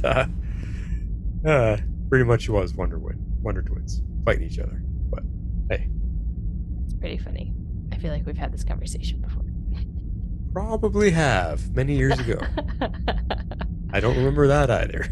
I don't either, but it sounds familiar. Anyway, so we'll move on to the plot thickens, because just when we think we've got things wrapped up, we've got Helen of Troy safely away from Damien Dark. Things start going wrong, really wrong, because the Wave Rider is not working, because parts of it are just literally disappearing because Hedy Lamarr didn't become a star, which apparently is co-linked with her inventing things and doing amazing science stuff. I'm not really sure why. Yeah. I don't know if we had an answer to that in the past, but I don't think so. I But found that confusing. But thinking about it now, it makes sense. Probably because of her fame as an actress, she had the money and the resources to put into her research to invent things. Okay. So she did. So because she didn't invent anything, which her technology led to advancements in the future, because she didn't start it, they lost a lot of that advanced tech. Right. Here in the here and now, and the ship started, like you said, parts were disappearing, and poor Gideon was shutting down. Yeah, exactly. So, all right. Well, that was that. So let's see. The Darks stop Stein, who is really in Jax's body, so that gets confusing. Yeah. Who's with Hetty, and then Sarah calls Damien into a duel, which is kind of an interesting battle. So this we kind of have like this epic fight scene. There's parts of it that are good, and there's parts of it, like you said, that are bad. But overall, it is a pretty epic fight when you think about it at the end of the day, because there's just so much different things going on, and they're also cutting in between Amaya and Kwasa at this point. So it's just like different points of the battle all going on in different areas. You've got Damien and Sarah dueling, you've got Nora, you've got Firestorm, you've got Kwasa and Amaya, and there's just a lot happening. So, and I think that's maybe why, like, I think there was too much happening where they couldn't really flesh it out a lot for each particular part to be done that well. I don't know. It was fine. It's just it wasn't one of their best big group fights. Is how I came away from it this time, and there's just a bit of cheese to it. Like everybody's throwing something at Nora, and she's catching it, and she's throwing it back, and it's like there's a bit of a cheese factor to it. So I wasn't as impressed this time. Yeah, but it does kind of like showcase how powerful she can be. That's true. Yeah, she single-handedly takes out the rest of the legends. So. Yeah, and so it made her a concern for sure because she's powerful. Yeah. Yeah, and it also raises the question: is that her power, or is she channeling Mollis? Because like her eyes go kind of like all crazy. So yeah, when they go black, I think Mollis is in control. Yeah, I think so too. So that leads me to believe that it's more him than her. But I mean, she is a powerful witch, which gets a little bit confusing because it's like I know that she has like all of these powers, but it doesn't seem like she's using her powers. It definitely seems like Mollis is channeling through her, or maybe he's using her capabilities. I don't know. Or he's just heightening hers that she already has. Yeah, I don't know. Yeah, that's true. Yeah. Yeah. But this is also where Damien finally reveals that Nora's his daughter, and so yeah, it didn't take long. I couldn't remember how long it was until we found out. I thought for some reason we didn't find out until the Constantine episode, since she's featured in it as a little girl. Oh, yeah. So I'm actually surprised we got an answer this quick, because I didn't remember getting the answer this quick. So we clearly know who she is, and that's probably why we end up, using Constantine and going into that Asylum episode coming up here. Right. Next couple of episodes, I think. Yeah, because they were working a way in. How are we going to get Constantine involved in this story? And they had to go to this dark demonology type of stuff to make him relevant. Yes. Yeah. Also true. Now, the one question I had though, Damien, is he working with Mollis, like willingly, knowing that Mollis is trying to take over his daughter and all that? I can't remember at this point. I can't quite remember it. There is a connection because Mollis brings him back to life, so he's got to feel obligated to him for some reason, right? Yeah, and I think we get these answers eventually this season, but yeah, there's a whole side thing with like him and his family and this whole order of the shrouded compass or whatever it was. And they definitely the kind of compass, that sounds scary. I know. So they definitely kind of like use it to their advantage, but I can't quite remember the full story. So we'll get it in bits and pieces here. So okay. Alrighty, well, that's all we got for Helen Hunt. Let's get to our favorite scenes for this episode. Shape out an eagle! you are up first. I am, and I called this one, Oh, Pancakes. It Must Be Tuesday. Marty, you okay? A little bruised, Dr. Palmer, but I'll live. Wait, what? Everything hurts. Whoa! Ooh. Look at my hands. They're white. And mine appear to be African American. You can just say black, Gray. You're me and I'm you? Oh, pancakes. Attention, legends. Captain Lance requests that all personnel report to the bridge immediately. Guess we know where the explosion came from. What happened? Yes. Pray tell, Dr. Palmer, what exactly happened to us? Because it seems we are in a particularly precarious situation that I, for one, have no idea how to remedy. Why don't we just merge? Out of the question, absolutely not. We have switched bodies. Who knows what else may have shifted? Merging now could cause a meltdown of insurmountable proportions. We just can't afford the risk.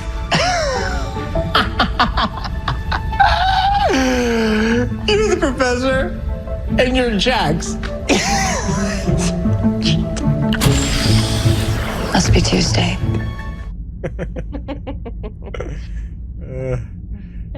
It just made me laugh. I loved Showcase. I love the two of them being like switching bodies, and I think this really like kind of highlights them playing each other. It was very funny, and I'm pretty sure that in this season Legends was airing on a Tuesday night, so that's why Must Be Tuesday. Must be Tuesday because things are getting quirky. Yeah, exactly. Yeah, so that made me laugh. Well, I'm continuing the theme of Jax and Stein. I've got a clip here as well, which is later in the episode, and this clip definitely is like, wait, it's like, this might not be a family episode because the jokes are pretty, 18A kind of stuff. Here it is. It's called arthritis. And just so you know, I don't enjoy being inside you any more than you enjoy being inside me. What did I... Don't be so puerile. Come on, Gray. Don't pretend like you weren't having the time of your life at that party. I don't catch your meaning. Telepathic link? Let's just say I can tell if you weren't married, you and Ms. Lamar would be doing the nasty and the pasty. Nasty and the... I'll have you know that Miss Lamar is my hall pass. Clarissa gave you a freebie? It was her idea. Something to spice up our marriage. She picked Jean-Claude Van Damme, and thinking the whole exercise ridiculous, I chose Hedy Lamar, never thinking I'd actually get the chance. Why? Because she's dead? She's not dead here, you dog. I love how he says, you dog. Garber playing Jax is just the best thing ever. The nasty pasty. Oh, what? They are definitely good, those two. Yeah, that was fun. X-Force wraps it up with the final scene with Zari dropping off Helen. Here it is. Okay. According to the historical record, you disappeared halfway through the war, but that didn't affect the war itself. So I found you a loophole. Same time that you're from, just a different place. Huh. Hacked history. This isn't Troy. Nope. It's an island full of warrior women. It's cool, right?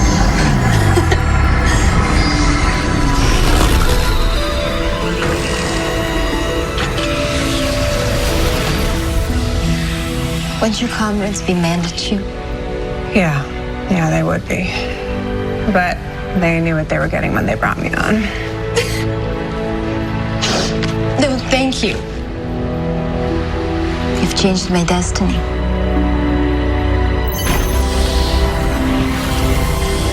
Best thing about this place? No boys allowed. You'll finally have some peace and quiet.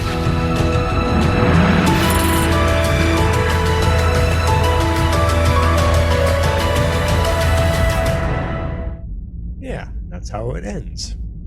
I know. It was a great scene. I would have picked it if he hadn't. Yeah. I thought it was cool that we got Themyscira on our Legends show. Like, really? Wow, that's pulling a pretty deep and strong DC. Yeah, it was a deep cut for sure. Yeah. That's good. Like something that means a lot. I know. Yeah. But it was cool. I like that they wove that in as a little Easter egg. So. Yeah, totally. So if we had seen Wonder Woman, it would have been just the best. But who knows where Wonder Woman is at 1258 BC or whenever this is. Like, I don't think she's alive yet. I know. I don't think so either. But still cool. Yeah. Very, very cool. Well, after that, let's remind everybody about our Patreon support. It is awesome to have you guys continue to support the show while we come at you with as much content as we can. Here you go. If you'd like to support our podcast, you can do so at our Patreon page at www.patreon.com/tomorrowslegends.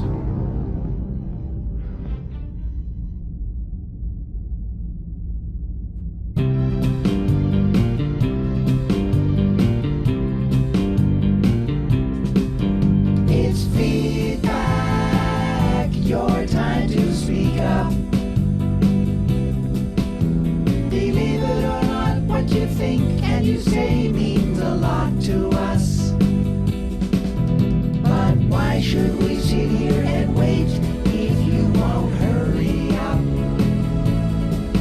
So feedback or simply shut up.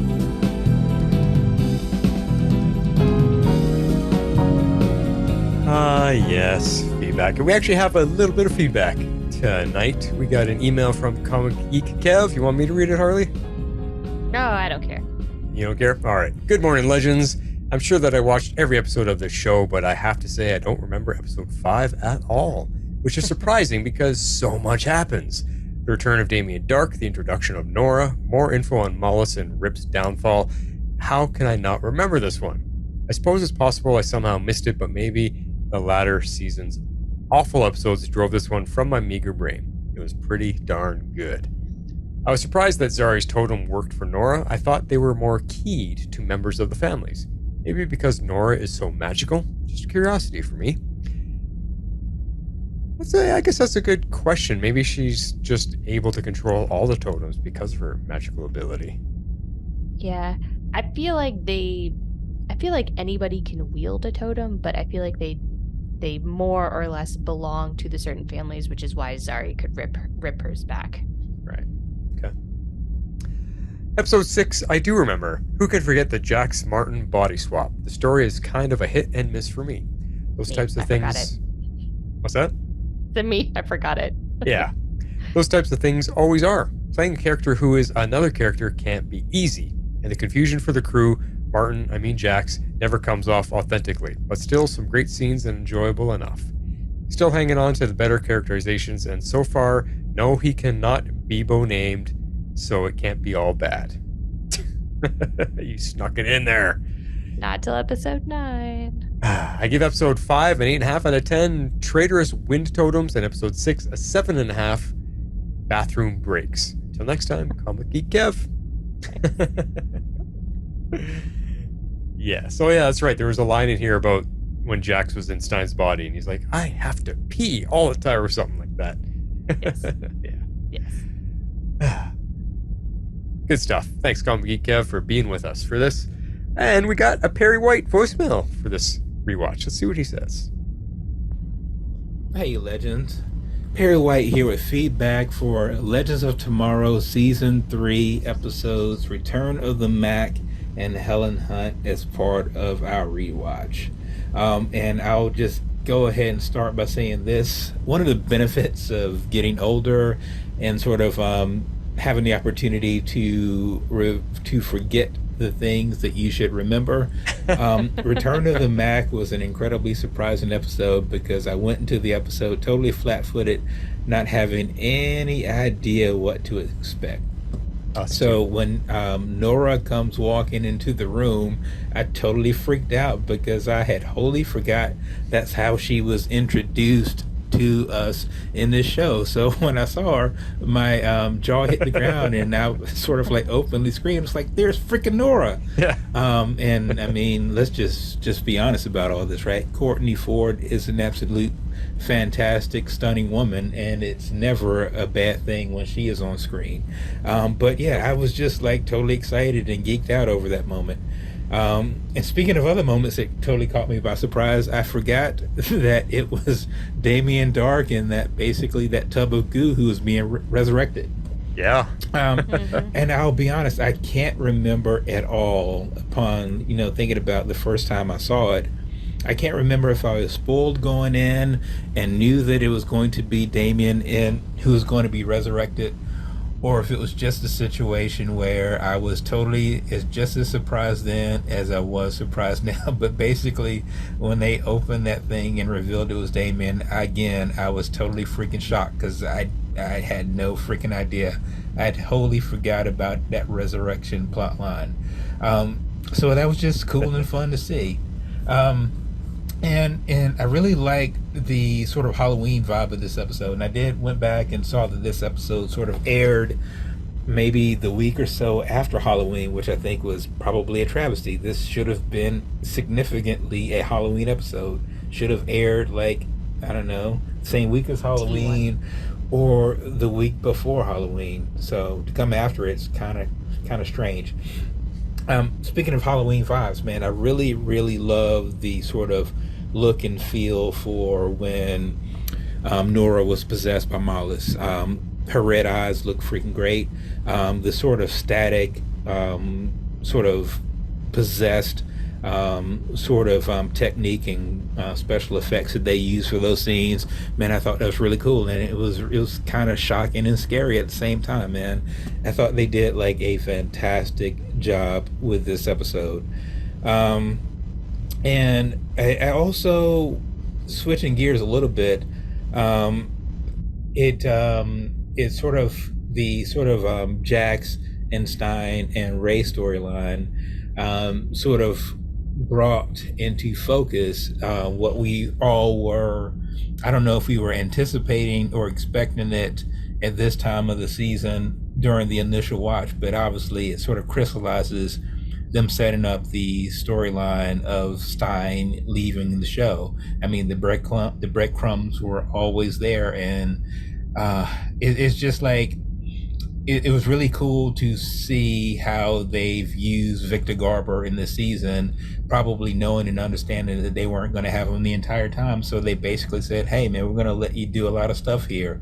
And anytime on the show, when they say, hey, we're going to let you do a lot of stuff, it's usually because they're getting rid of you or you have to leave. And so while it's incredible seeing Victor Garber do and have these incredible opportunities to be on screen, it's obviously bittersweet knowing that it's going to be coming to an end.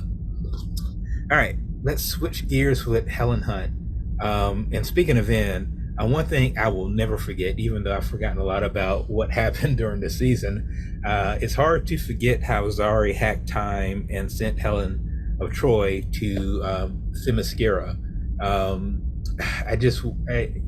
Being selfish, you just always sort of wish that they'd had more opportunities to explore on what that would have been like, but we knew that this show couldn't be getting into the Amazons and Wonder Woman lore, so it's like, hey, here's a nice little Easter egg, and I thought that was really cool and a lot of fun. Totally. The other thing that I really liked about this episode was how, and the show has always done a really good job of letting its women be front and center, and so seeing Sarah and Zari and Amaya sort of be front and center in this episode, along with a guest star who was playing Helen, it was just really cool and really nice to sort of see organically how they could take the lead in this episode and just have it feel like sort of natural and organic and not forced. And I really enjoyed that. And of course, obviously, I can't forget about the role of Hedy Lamarr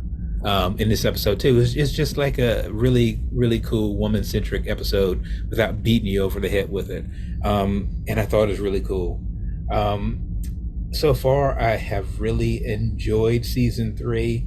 And to be quite honest, thinking about it, season 3 was a really, really, really strong season up until they did the you-know-what with you-know-who shall remain nameless because I don't want Martin to get upset.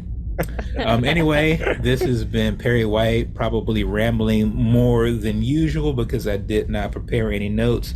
This feedback has totally been stream of consciousness because I just watched the episode the night before I recorded.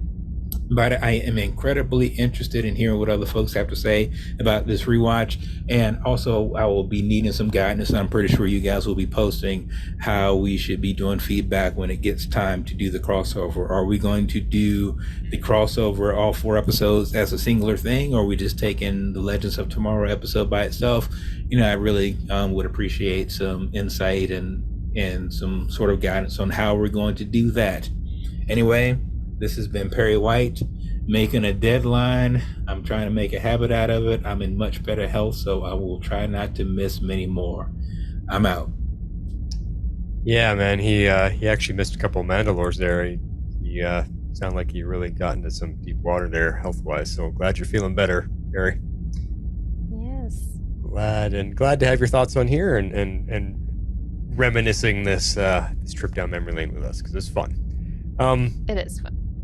It is, and he's enjoying all the same stuff that we're enjoying and had some very good points. But to reiterate, to answer his question, feedback for the crossover, even though it's 4 episodes, we're going to concentrate on the 4th episode, but we will probably talk loosely about all 4 of them, just in regards to the story it leads into the 4th episode where our legends join it. So by all means, watch the crossover.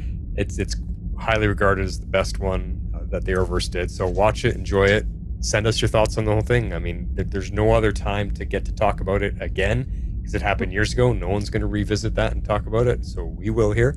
If you want to send us some feedback and share your thoughts about what you thought of the crossover, go ahead. We'll just make it part of the show. We got nothing else to talk about. So yeah.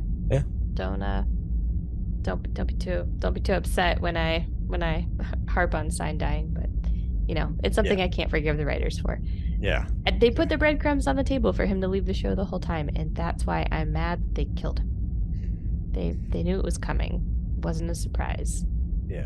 We'll have to see how we all feel when that point comes again. I know. It's going to be emotional. Like it's, because we've had Stein with us for a long time, but yeah. So there you go. Feedback for all of it. It'll be okay. Yes. Yeah. And how to do that?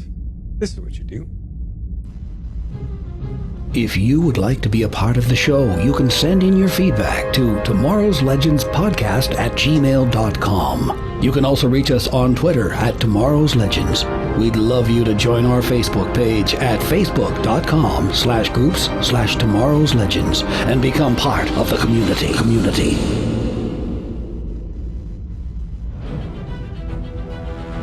Yes, and our community is awesome. You guys are continually posting stuff on the Facebook page. That's where most of the action takes place. So remember to join up, sign up, or whatever if you're not already, because there's lots of fun stuff happening there. And if you're checking out the videos, like I forgot to say in the news, Jess, I know I talked to you guys privately, but our videos are getting way more views than I ever thought they would.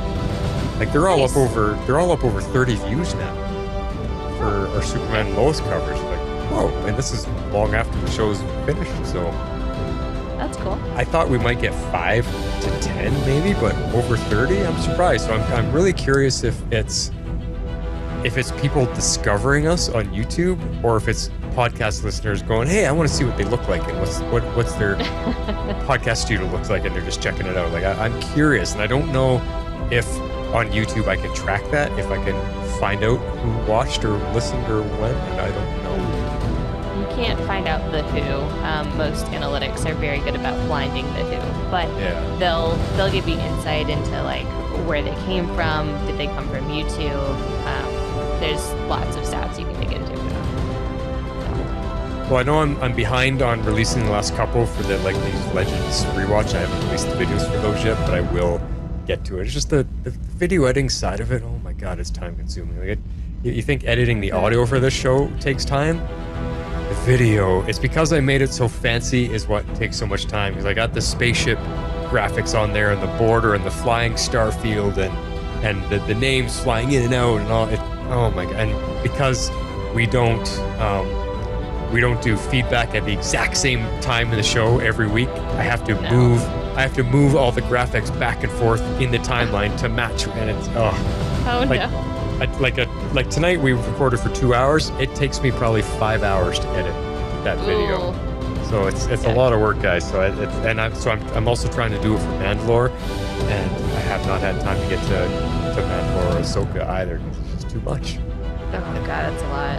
Yeah. So fun idea, but wow, did I put a wallop of time commitment on myself with that? So yeah, that's the downside. But it seems to be like 30 views on a TV show that finale months ago. Hey, that's not bad. Yep. And we were on Libsyn's The Feed this week too. I asked them a question on YouTube stuff, and awesome. they had like a 5-minute long answer to my question. So nice. Yeah, I've been on there a few times, but I get on under various different names. Yeah.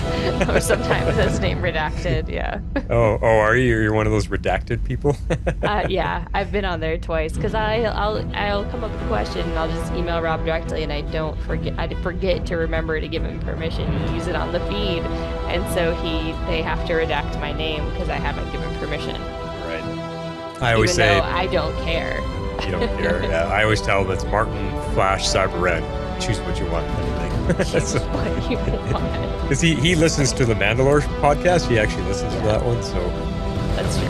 He knows me as Cyber Red, but they just keep saying Martin. It's just Martin. Yeah, that's funny. It's pretty fun. It's just neat. They're very helpful to help us figure out our podcast and stuff. It's helpful. So I know our listeners won't find anything interesting in it for them. It's a podcast made for podcasters. Yeah, not unless you're a podcaster and you host on Libsyn in particular. Yeah, exactly. So anyway, that's a lot of idle chatter nobody probably cares about, other than we were on it. So very cool. But we should do a new trailer. Okay. I'll write something. Alright, guys. Well, that's it for us. Remember, we'll come back in 2 weeks for episode 7 and 8. That's right. Talk to you guys then. This is The Flash. Nothing else. Bye, YouTube. And this is Harley Quinn.